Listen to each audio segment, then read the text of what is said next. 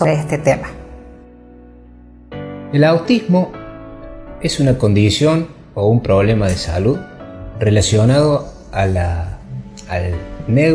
una alteración en el neurodesarrollo del niño pequeño, ¿sí? Decimos así porque es común encontrar algún indicio de esta condición al primer año de vida o unos meses antes. El autismo está incluido dentro de un término que se utiliza normalmente, que son los trastornos del espectro autista o los trastornos generalizados del neurodesarrollo, en el cual se ven comprometidos funciones intelectuales y cognitivas que traen al niño dificultades en la socialización, dificultades en la comunicación, dificultades para hacer frente a nuevos problemas que se le presentan y a veces que le cuesta resolverlos. No existe una causa que explique por qué aparecen estos problemas. Sí existen factores de riesgo. ¿Qué significa? Que existen ciertas condiciones que pueden, con el tiempo, desencadenar el problema. Y están relacionados a los problemas genéticos o a los trastornos genéticos que puede traer el niño.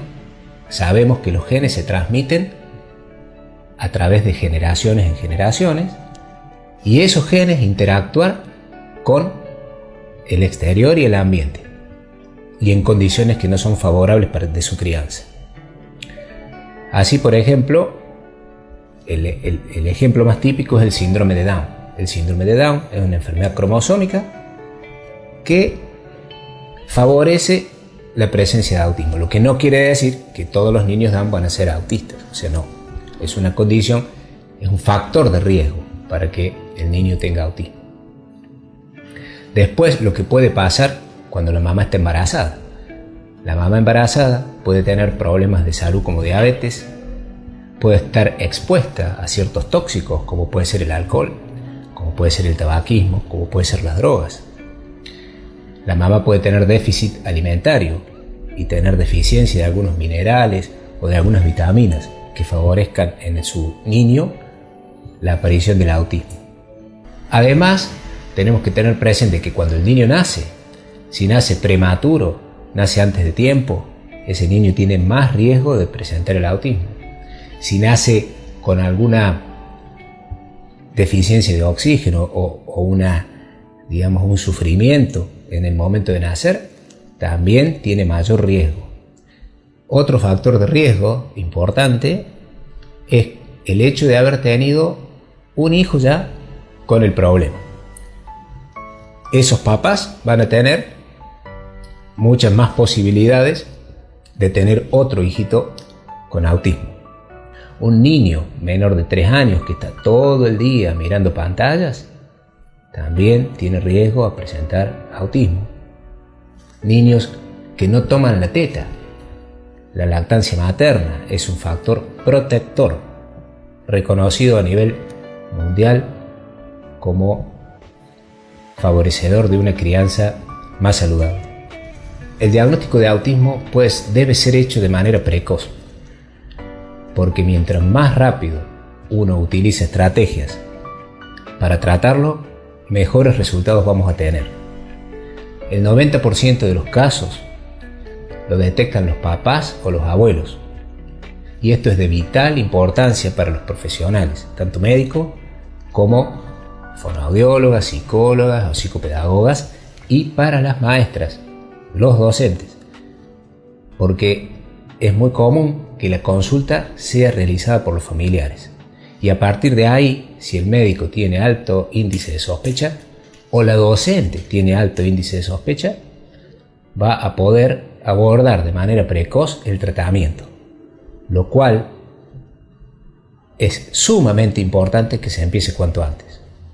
Y los síntomas relacionados o los síntomas que tenemos que tener presentes están justamente relacionados a un niño que está demorado en empezar a hablar, que le cuesta, digamos, que tiene ya a lo mejor más de 2 años y no puede armar oraciones, o que más aún, digamos, alrededor del año o a los pocos meses después de cumplir el año, todavía balbucea.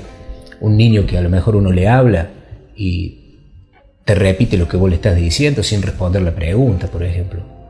Es repetitivo permanentemente en lo que uno le dice.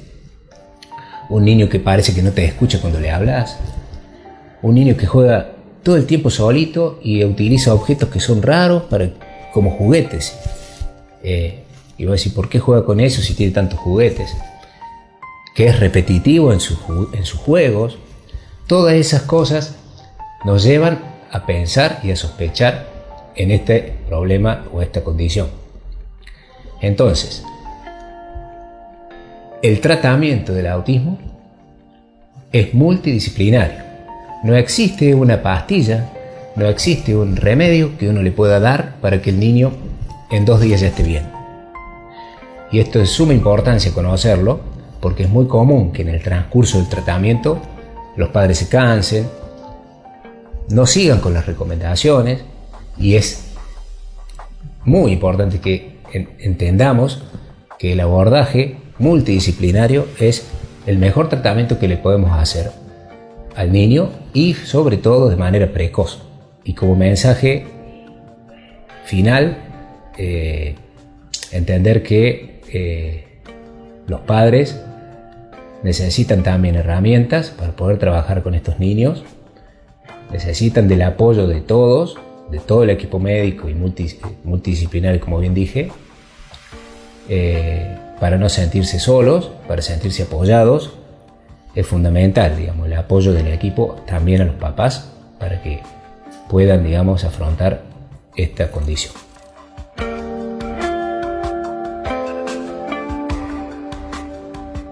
Bueno, buenas noches. Antes de empezar, quiero agradecer a la municipalidad por la invitación. Para mí es un honor poder estar acá hoy y poder compartir con ustedes parte de mi día a día, ¿no? Desde lo personal, considero importante poder retomar parte de la historia de la educación especial para poder entender el hoy, ¿sí? Y para poder ver que hemos avanzado en lo que es una persona con discapacidad. Bueno, tiempo atrás, la persona con discapacidad no tenía los derechos que hoy en día sí gozan. Eran personas que eran discriminadas por la sociedad, no estaban dentro de lo que era normal, ¿sí? Eran segregadas y eran vistos desde lo mítico. No encontraban razón alguna de por qué eran así, ¿sí? Entonces, bueno, gracias a la revolución industrial, no sé si gracias, sino que con la revolución industrial, las personas que tenían discapacidad estaban en centros junto con los trabajadores que para ese entonces no los consideraban útiles, ¿sí? Bueno, después con la Revolución Francesa, allá por el siglo XVIII, ¿qué se logró? Que las personas puedan ser institucionalizadas. En un comienzo estaban institucionalizadas en los hospitales, junto con aquellas personas que consideraban que eran locas. Después llegó la era de la normalización. En la era de la normalización, ¿qué se buscó? Se buscó que la persona pueda estar en una institución. En ese entonces eran las escuelas como ahora, obviamente que no estaban todavía como escuela especial, sino que eran institucionalizadas. Luego, con la aparición del modelo social de la discapacidad, se logra que la persona con discapacidad goce de derechos, empiece a ser vista como una persona con derechos, ¿sí? Antes del modelo social no tenía ningún tipo de derecho, eran, como dije antes, personas segregadas, ¿sí? Entonces, bueno, con el paso del tiempo se han logrado muchas cosas. Hoy en día se habla ya de convivencialidad, ya no es más inclusión, ya no es más integración. Hoy se busca la convivencialidad, ¿por qué? porque todos tenemos derechos, derecho a convivir con el otro, derecho a vivir dignamente. Entonces ya no se trata más de incluir, se trata de convivir con la diferencia del otro, porque todos en algún momento tenemos alguna diferencia con el otro, ¿no? Así que bueno, es mucho más larga la historia de la educación especial. Traté de hacerla bien cortita para que tengan un pantallazo, pero bueno, es muy linda. Y en cuanto a mi práctica profesional, para mí trabajar en discapacidad es un desafío de todos los días y realmente yo lo vivo como una pasión, no lo veo como un trabajo, lo disfruto mucho. ¿Qué me pasa?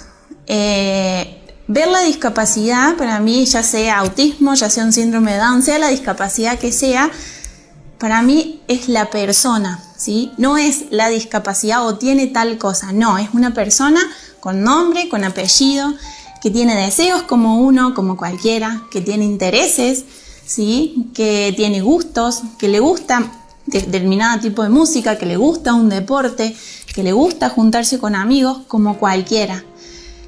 Para mí, situarse en un diagnóstico es ponerle un techo a la persona y para mí no hay límites. Siempre hay una posibilidad para, una oportunidad para, ¿sí? Y que no hay que desaprovecharla. La verdad que estoy muy agradecida de poder ejercer la profesión que elegí y bueno, y disfrutarla día a día, ¿sí? Por último, como cierre, me gusta mucho una frase que dice algo más o menos así, como que si a los niños desde chicos se les enseña